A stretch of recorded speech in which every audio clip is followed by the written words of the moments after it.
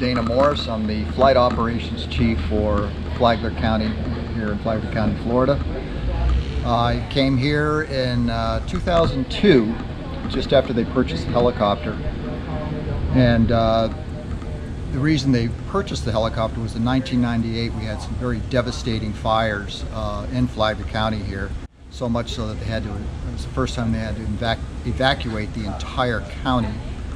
And we had devastating fires that actually we destroyed like 170 homes, and $16 million worth of timber was burned, and it's quite devastating. And what happened is that they had a lot of helicopters based at this airport. At the time, Flagler County only had about 45,000 residents, and so all the resources were taken to Volusia County to the south and St. Johns County to the north, the bigger counties.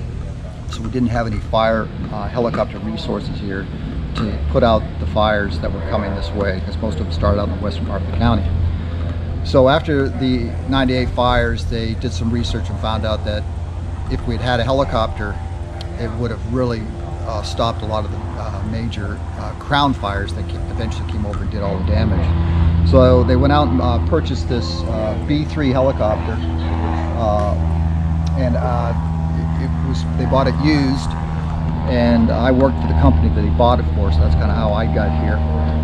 And so they did a lot of research and found out they wanted to make sure that they get the best bang for their buck. So the primary job is firefighting, and they're able to pay for this with a bond money from an old landfill that wasn't going to be used. So they had to use this money for firefighting. So they purchased the helicopter and outfitted it with an air ambulance, got a FLIR and air conditioning, all that, to so we can do air ambulance flights. We actually bill just like a ground ambulance, and so we bring money back into the county, kind of subsidize the entire program.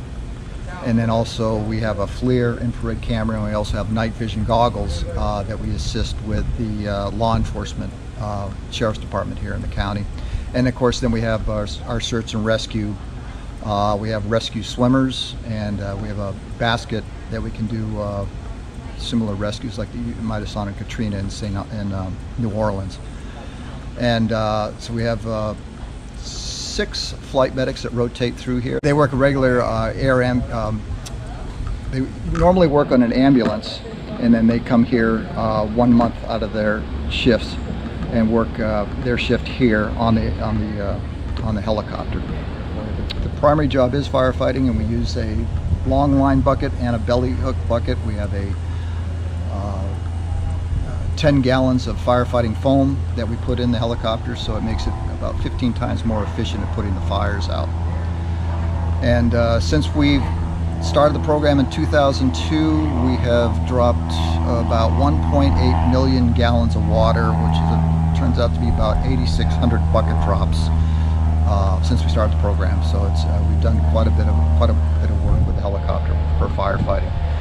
And the air ambulance comes and goes. It depends on you know, the traffic on I-95 tends to be a lot of our business, as we I-95 is one of the most busiest highways in the state, and we do most of our transports from there, and we do transport right down to Volusia County into Daytona Beach. Although we can transport all the way down to Miami if we needed to. A lot of flights we take down to Orlando, over to Gainesville, and up to Jacksonville for our transport systems. We chose to fly the AS-350B3 A-Star helicopter for our program due to its versatility. One of the main factors involved with that is the multi-missions that we fly. It is modular. We can change out and switch from each mission within less than 10 minutes. Right now it's in an air medical configuration. We have a cargo cage for our Bambi bucket down here on the bottom. We can pull this interior out less than 10 minutes, and we also put in a foam unit. We carry 10 gallons of firefighting foam. We are a single ship operator. I've been flying this aircraft here for going on 9 years. I have experience with firefighting based with the Florida Forest Service as a contractor early in my career in West Virginia. and a law enforcement flying for a fellow county close by here. The A-Star is very strong. This is the first B-3 in North America. It has the 2B engine. So we have a mechanical throttle linkage to it. It's hard to get training in this aircraft because there's so few of them still available to train in. We are a certified, FAA certified 135 air carrier, providing air ambulance services to the citizens of Flagler County. There's 2 operators in the state that are fire department aircraft. That is Miami-Dade Fire and Rescue and Flagler County Fire and Rescue. All other operators are going to be serviced by law enforcement sheriff's office aircraft or the Florida Forest Service aircraft. One of the unique aspects that we have is a marine rescue plane, marine rescue operation unit, and so we can deploy a marine rescue swimmer, and we can also retrieve them with a Stokes basket. And so our operation here, where we know that time is critical, when we hear a water rescue go out, we will launch immediately, and we are prepared to put a swimmer in the water if lifeguards can't get to those people first. We have a lot of boat traffic. We have commercial boat traffic that goes off of our beach, and the closest Coast Guard asset is going to be out of Savannah or Clearwater Beach. So they could have an extended delay before we could get a Coast Guard helicopter on scene.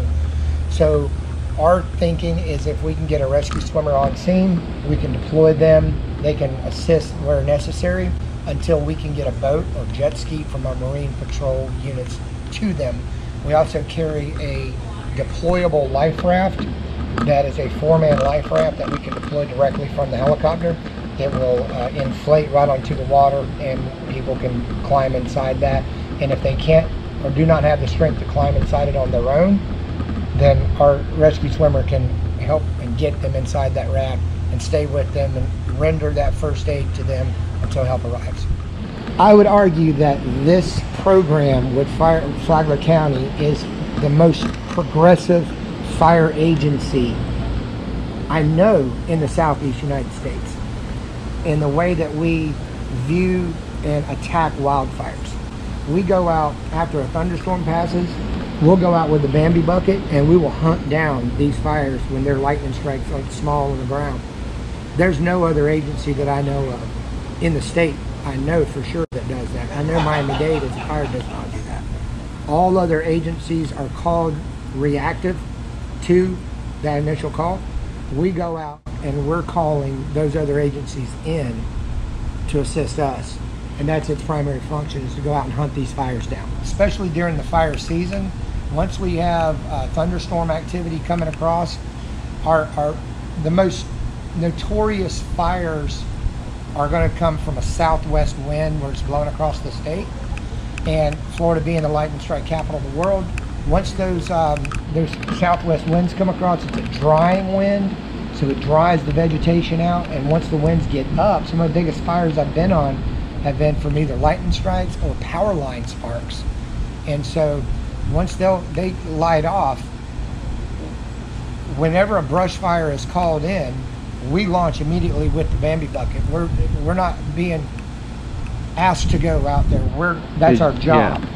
And so anywhere we'll go out there and launch with that bucket to go out there and hit these things. And then during the fire season, when we have certain conditions, especially drought conditions, we go out once, twice a day on fire recons, searching for and looking for anything that could get lit off like that. Even people's pile burns in their yards, we're getting on top of them, looking, verifying that they're staying within their constraints, their setbacks from their dwellings and from the wood lines. And if they're outside of their setbacks or inside their setbacks, we'll call forestry, and we have a very good working relationship with Florida Forest Service. Dane and I are both certified wildland firefighters for the state of Florida. We've both gone through their training programs, and it's the same certification that their helicopter pilots for the state have.